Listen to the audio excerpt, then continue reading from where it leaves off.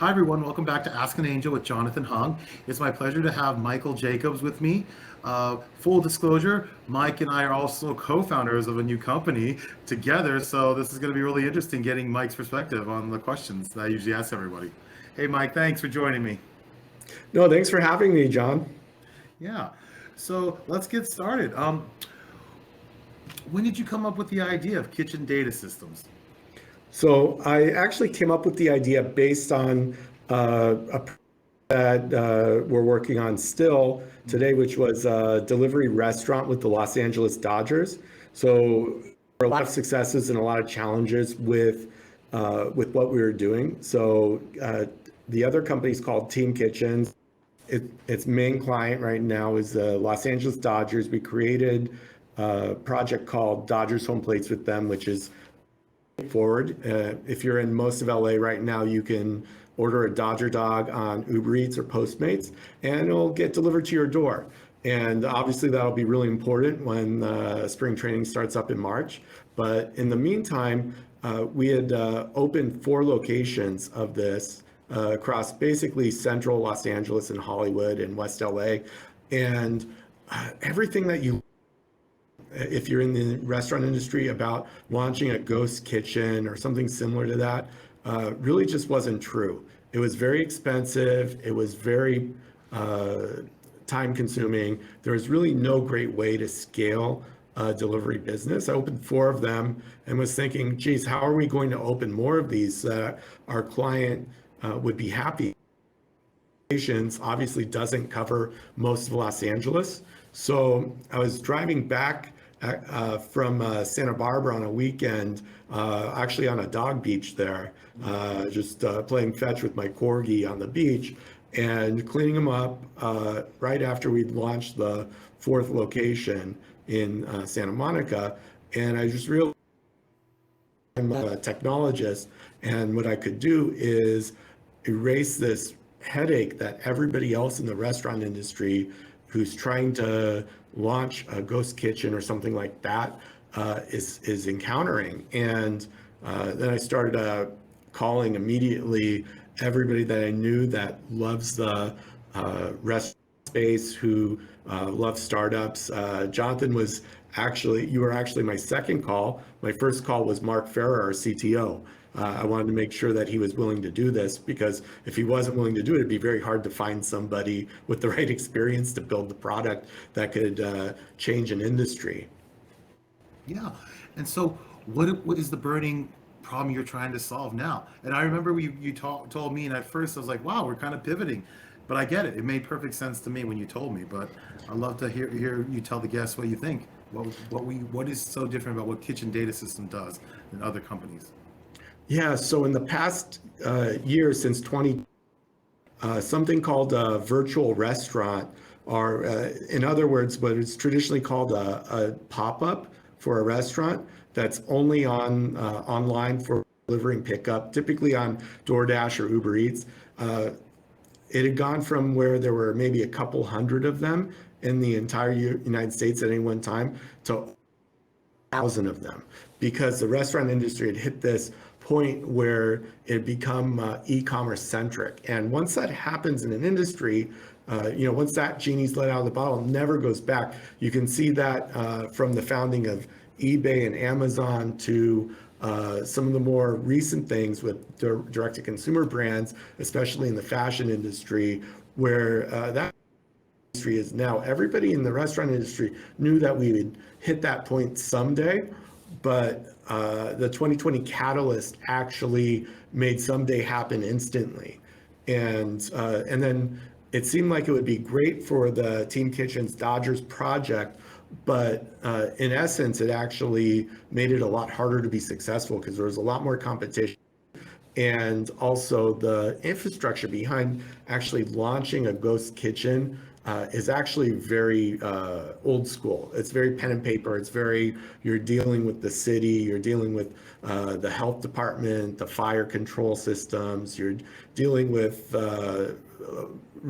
landlords like cloud kitchens. And all in all, it's just not, it's not the type of environment where a small business or even a startup can be successful. What I saw in those cloud kitchens over the course of a year is the only successful concepts tended to be ones like Gwyneth Paltrow's Goop that has a nationally recognized and amazing star behind them, or if it's something like, you know, basically something like Chick-fil-A when it comes in and takes over a space where everybody understands that this is Chick-fil-A and they know what they're going to get ahead of time. So, you know, most people aren't trying to launch a QSR. That's not who they are. And most people aren't super famous. So ultimately, all of the regular people that were launching businesses, it was so heartbreaking. They were going out of business within 2 to 6 months, every single one of them. Yeah. Mike, I want all my guests to know that, this isn't your first time founding a company. You've been a founder of other, restaurant tech companies. Love for you to give a little background about that. And what do you think about this time? Is it different, easier, harder now that you're a, three-time founder? Well, it's definitely in most cases easier, right? So I'd say there's thousands and thousands of steps that are needed to actually launch a company. And unfortunately, nobody ever tells you what those are. You really have to learn them, and ultimately, if you make a couple critical errors, you end up having to start over. So my first company, and I just read a post about this from Alexis Ohanian, where he was talking about his first startup, and he called it a shitty startup. So I wouldn't say my first startup was a shitty startup. It's actually pretty cool. It's this company called Tap Into, which is it reinvented how fans and stadiums order. And it's still around. It's doing great. They have some, over 100 really cool clients. Like, I'm sure most people who've been to a venue have used it. Like the closest ones to us in LA that have used the product are Dodger Stadium, or LAFC has that, as well as Galaxy. So it's really prolific. But unfortunately, the lesson I learned there was that, even if you create a great product, that's amazing. If there's a super small market for it, it's a tiny company. So I sold that, and then actually was trying to figure out what to do. And 5 hours later was at a burger restaurant with my now wife, and she was taking me out basically to I never, like, if you haven't sold something that you cared about before, you really don't understand what it does to you. So it was the first time she ever saw me moping. So she grabbed me off of the couch, took me out to dinner, and that literally 5 hours later, I came up with the idea for this company called Ordermark at dinner with my wife. And the reason for it is we had high volume service products for stadiums at Tap Into. And what I saw at this burger restaurant about 5:30 p.m. on Sawtelle Boulevard is a place called Plan Check, which actually used to do great burgers. They're still good. And I was in the process of ordering, and the server, she turned around, red in the face, apologized, a tablet wall, hit a bunch of buttons on the tablet, came back, and then as I was still ordering, it happened again. So I spent the next 2 hours staring at that tablet wall, and thankfully my wife knows who she's dealing with, and she was okay with it because, that was a pretty bad date. I'm staring at a tablet wall inventing a new product, and that company is called Ordermark and Nextbite, right? Mm-hmm. So it's a SoftBank company.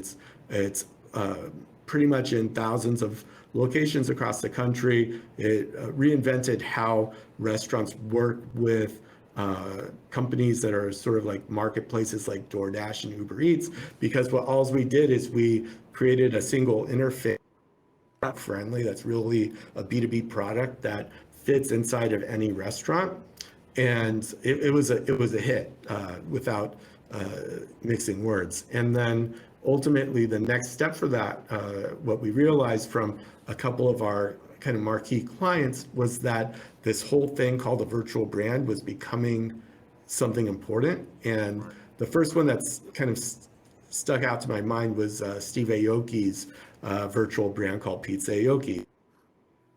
All these concepts were super popular, but there weren't that many of them. And what I realized is if we're not jumping into this space, creating all of these brands with and for our existing clients, we're not doing everything we can for our clients for them to generate, because ultimately other people are doing this on the platforms. And I knew a couple years down the road, our clients would have a lot of trouble competing in these marketplaces, Eats and DoorDash, because other people would have 10, 15 different IDs, ways to order their food, and our clients would have one. So I wanted to get ahead of the game. And then also it was kind of an concept because it empowered us to become the restaurant as well versus just a middleman. Right. Great. And I'm sure, like, everyone knows when you're investing early or looking at startups, it's all about the team. It's so important. How did you build your team for Ordermark? And then how are you building your team now for Kitchen Data Systems? Well, that's the one thing that's a lot easier once you've started a few companies. So ultimately, building the team for Ordermark, I was waiting for my exit from the first company to come in. For many reasons, knew it was going to take at least 6 months. In the meantime, and this is real talk for people that found a company, I had 16 cents in my bank account, and definitely definitely had no safety net there. So I found trying to find anybody and everybody that could potentially help me. The first person I reached out to was actually an investor in Tap Into, a guy named Paul Allen, not the Microsoft Paul Allen.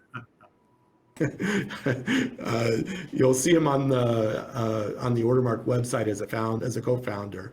So the co-founder for that's Paul Allen, and ultimately he was the first investor in Tap Into, where he gave me the come in and work with Dan Gilbert and Quicken Loan Accelerator.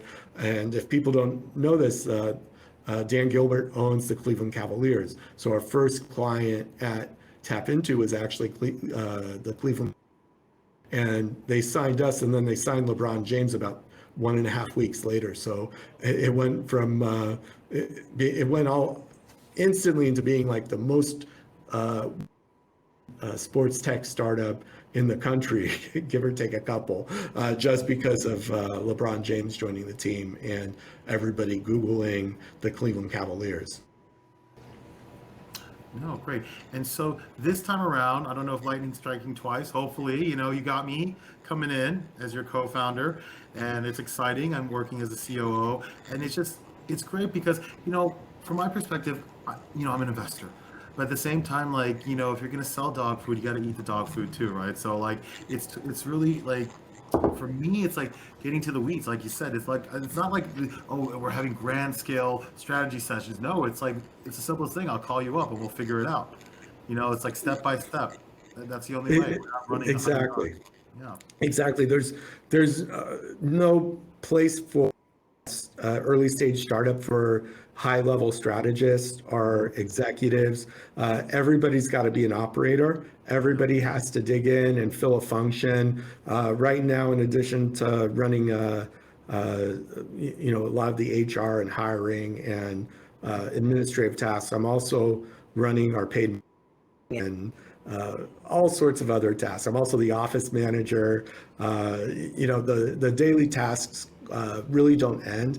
The more time and effort you put in it as an operator, the bigger the company can get and the faster it can, because regardless, if you don't put the work in, someone else is.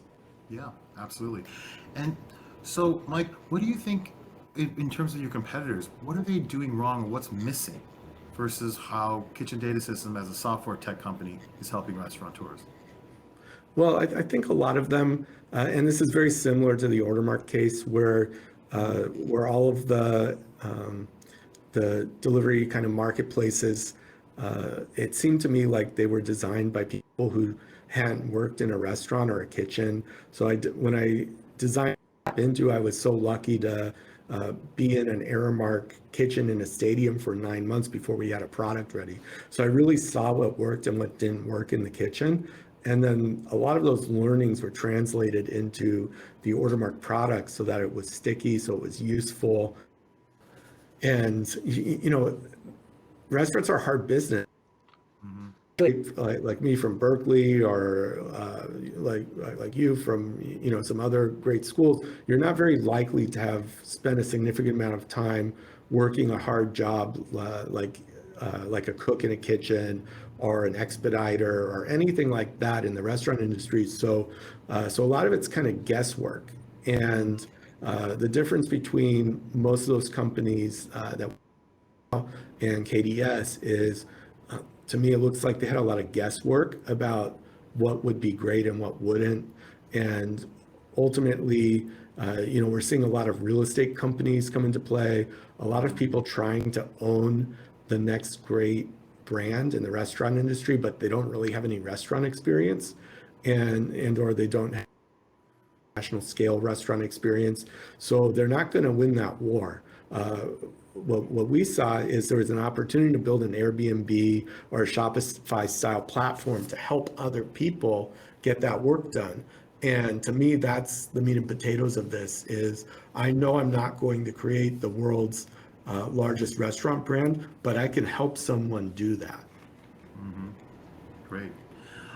Let's switch gears and talk about funding. Funding's always a concern for a startup. You and I have had these talks. I actually called you over Thanksgiving and just talking about, hey, what do you think about funding? Fortunately for us, we're doing it ourselves, right now. But I'd love for you to talk about how you found your investors for Watermark and that process there, and what do you think you're going to take from that going forward?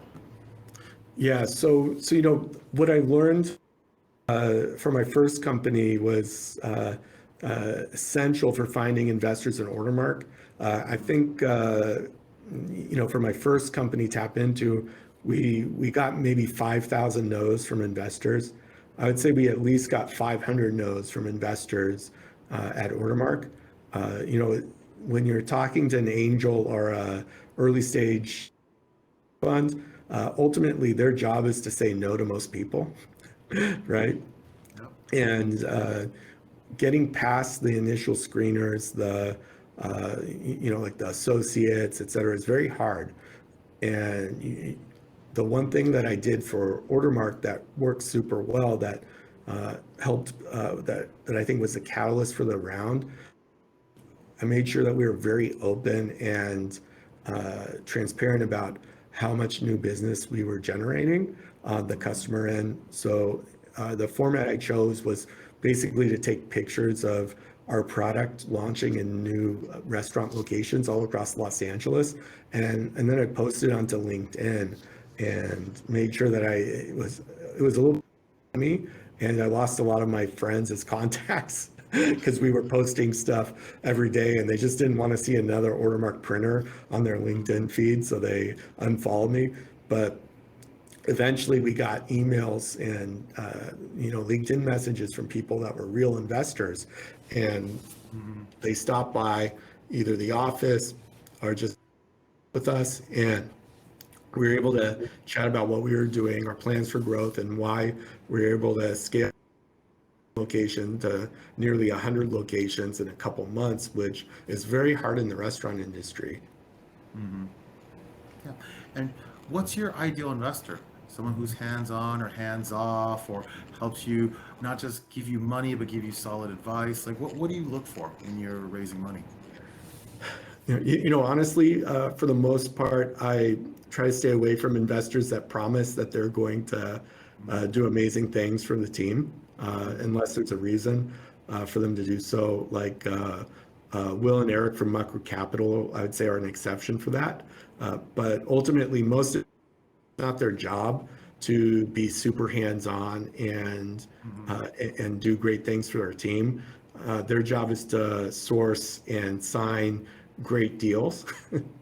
And what they can do for you as an early stage founder is usually making introductions. And if they're promising things beyond that, they're really not able to do through with what they're promising. So it's kind of a red flag for me, as somebody who's done this a few times.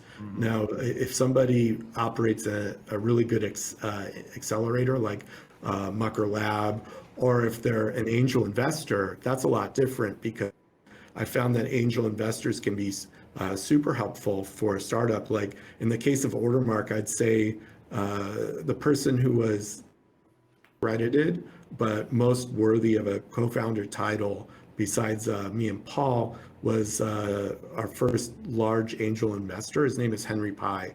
I would say, if you see the picture of Jeff Bezos sitting in the Amazon.com office by himself, if not for Henry Pye, been me for the first 6 months or so in the Ordermark office while I was hiring everybody, right? So he's not credited, but as a founder, but he also showed up every day and was helping us with our projections and other really cool things like that. And he only promised what he was able to do or what he learned to do. And ultimately just a great guy. Great, wonderful. And if you were to give advice to some of the founders out there who are a little younger, trying to bring their vision to life, what would you tell them? What kind of advice would you want to tell yourself or, these new up and coming Gen Zs? Yeah, so honestly, my advice would be unless you come from a background and or you have an extensive work already and or you've already built a product that's been tested, that's really people are buying it, don't quit your day job.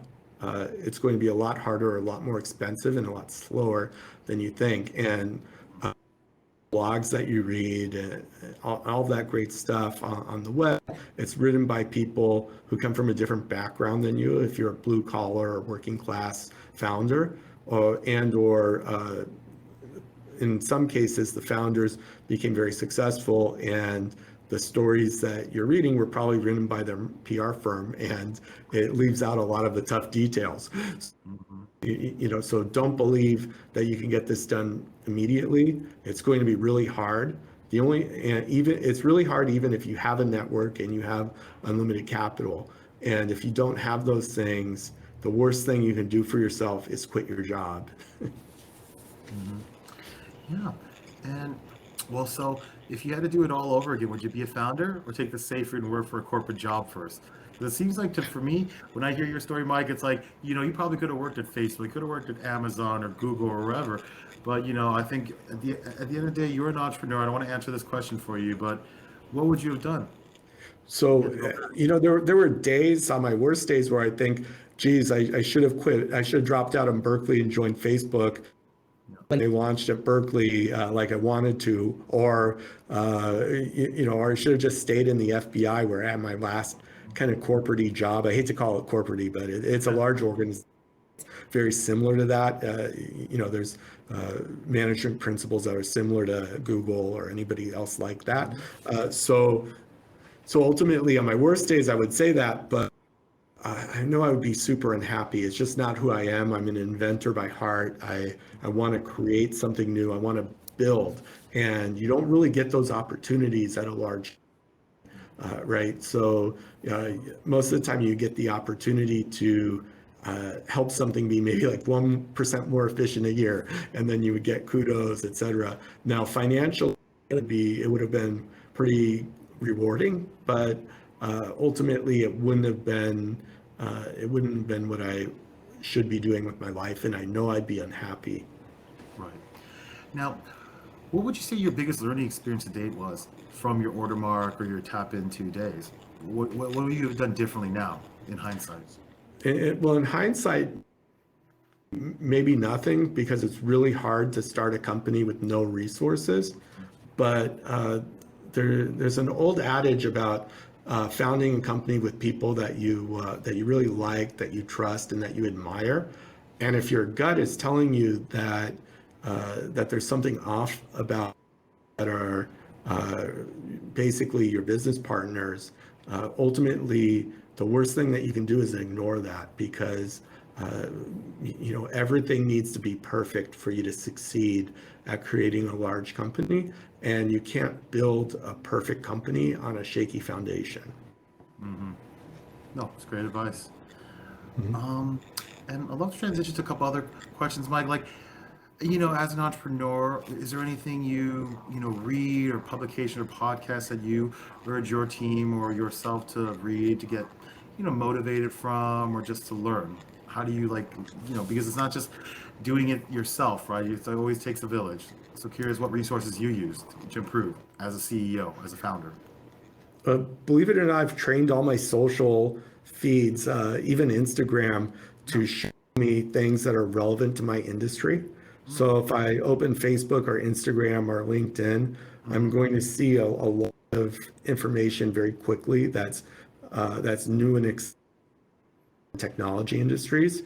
And there's no way to compete with that by just following one person. I would say that one of the best things that I did when I was trying to figure out how to start a company in the Tap Into days was train those algorithms on how to show me information related to the restaurant industry, because every day I see something new and exciting in such flux. It's digitizing as we speak, and there's always something amazing that's new.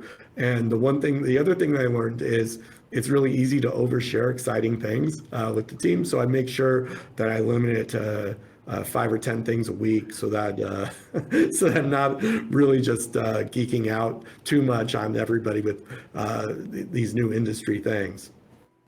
Okay, great. Now I know where I get those Slack messages. Now I get it. Oh, you send them out, the links. Okay, see, I learned Yeah. something new. Yeah, so the one thing I didn't send today was really good reviews of uh, an Alice Waters inspired restaurant over in Los Angeles that opened up about a week ago, which At really, the Hamburg Museum, well, yep.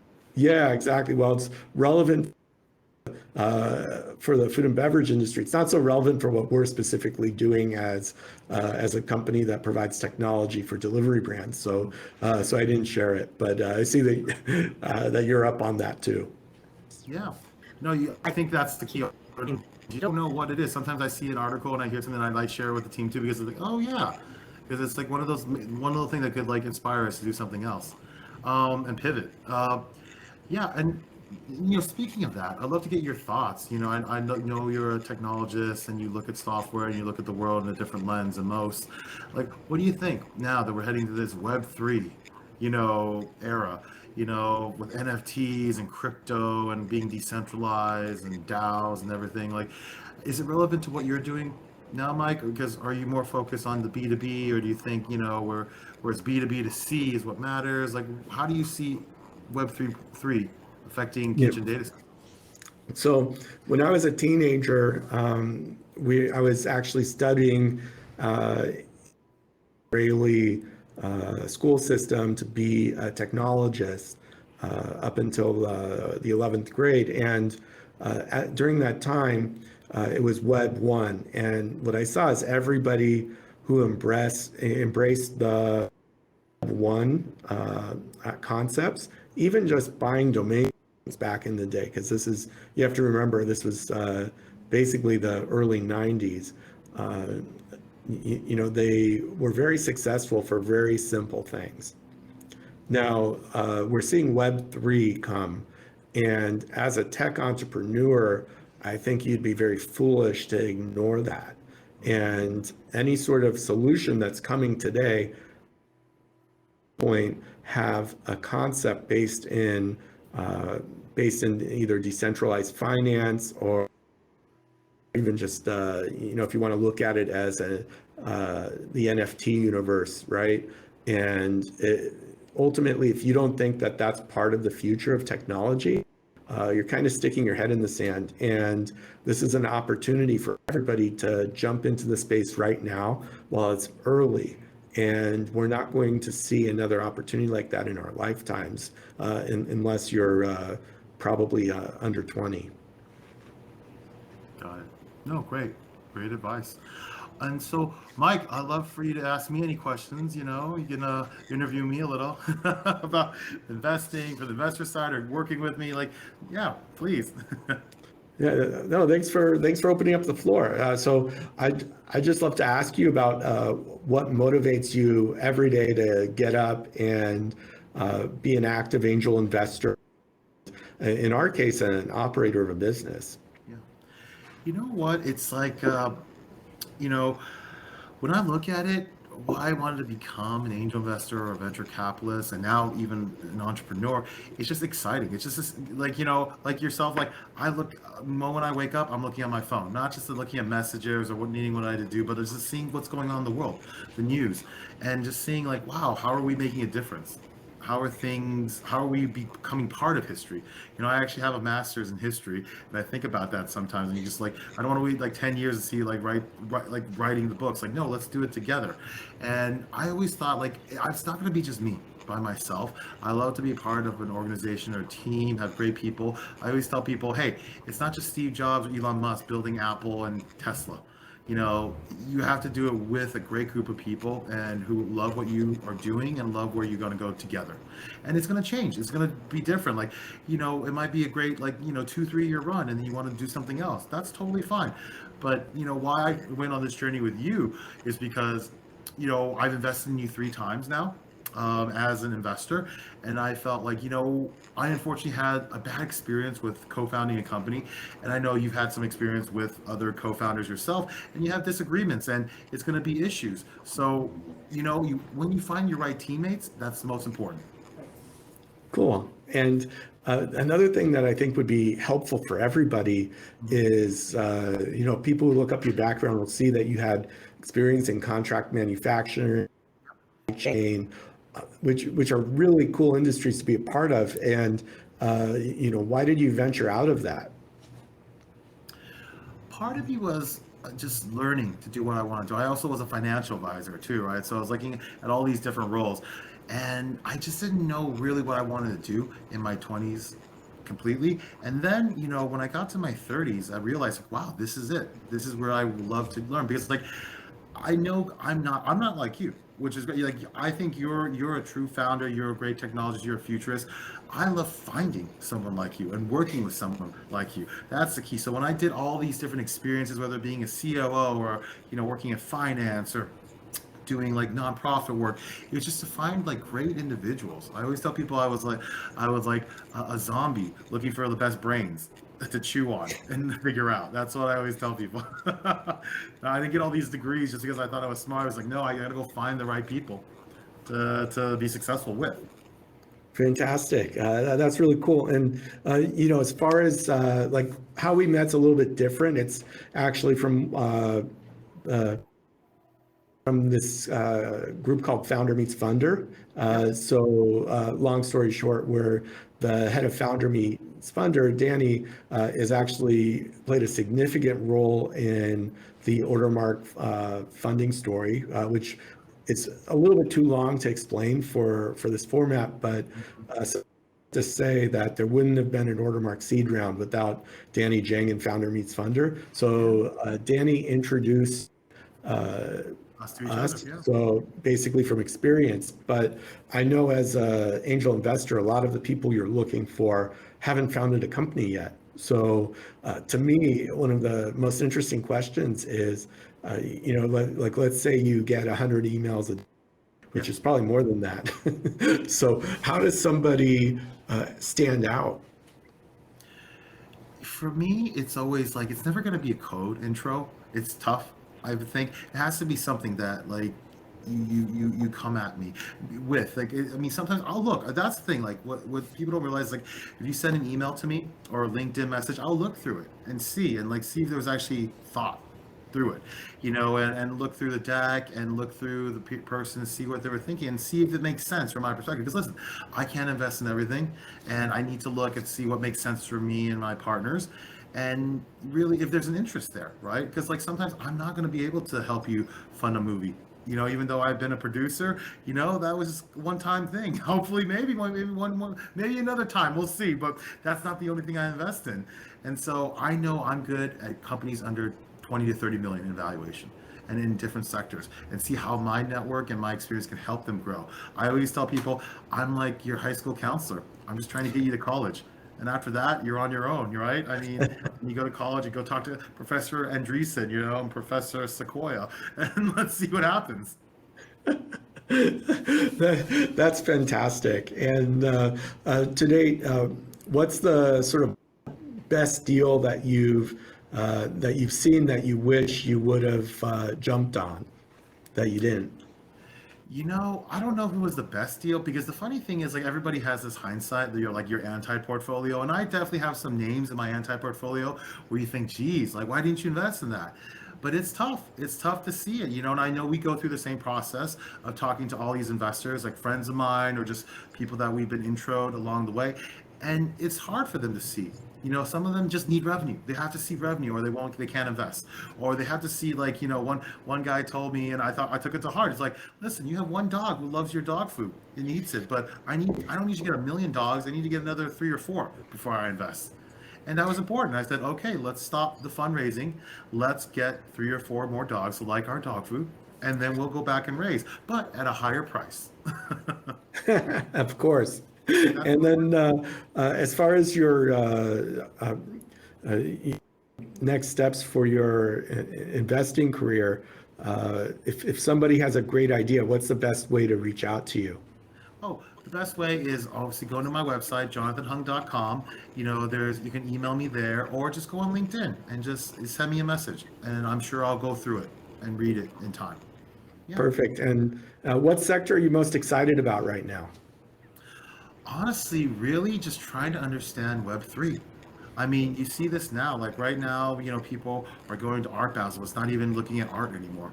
It's a different type of art, right? With the NFTs and cryptos, and just trying to see how we're gonna go. Like, it's like, is it time for big tech to be different now? Is it not just gonna be Facebook and Amazon and Apple, and that there's these new players coming into play where you don't just open an account on each different tech company? It's like it's all gonna be centralized or decentralized in a way where it's just you. You are the product, and you are the person deciding everything. That's going to be very interesting going forward, and you owning your own data. Agreed. And we were just talking about this, and I'm really excited for seeing what will happen for artists. Speaking of Art Basel, because artists that really embrace this have an opportunity hasn't been seen since maybe even the Renaissance, where they can become some of the most wealthy and influential people in the world just by creating art and expressing themselves. And I really can't wait to see what happens with that in the next 10 to 20 years. But besides that, I was also really curious about what a couple of your top current portfolio companies you have are, of course, KDS aside. Of course, not counting KDS because that's our number one baby right now. No, no, that's a lie. They're all beautiful, right? No, when they're yours. I'm excited about one company because I know I was one of the first check writers in, and it's crazy like what 2020 has led it to. There's a point where like just the ebb and flows, right? Like wow, you were just so close to like going under, but you found the right funding. It's a company called Miso Robotics. I got pitched it from my friend Buck Jordan, and at the time it was just like, hey, we're gonna make a robot that makes hamburgers, that flips burgers. That was it. There was no tech. There was no robot made. It was just, hey, we got these 4 PhD students from Caltech, and they need a little money to build something. And now, like, it's raised so much money from Seed Invest. It's on CNBC. Inspire Brands is using it to fry up, Buffalo Wild Wings. White Castle is using it to make French fries. I mean, it's going into the drink business, and it's automating what we thought, kind of in our business, restaurateurs, right? Like helping them make it more easy for them because it's a totally different time that we live in now since 2020 happened. Well, Mike, I want to thank you so much for taking the time to join me on this podcast. And if there's anybody who wants to reach out to Mike, please share us your info. Where can we reach you? Fantastic. Thank you for taking the time to chat here, John. Best way to reach me is just send an email. It's Mike, Mike, at data, kitchData.com. And I see every email that comes in. Looking forward to feedback and maybe seeing some ideas. Yeah, absolutely. I want to say a shout out. I was happy that I was able to get us the .com. That was one of my things I helped for the company. I got the .com for us. That's actually more important than more people starting companies understand. It's the simplest things. All right, Mike, thank you so much.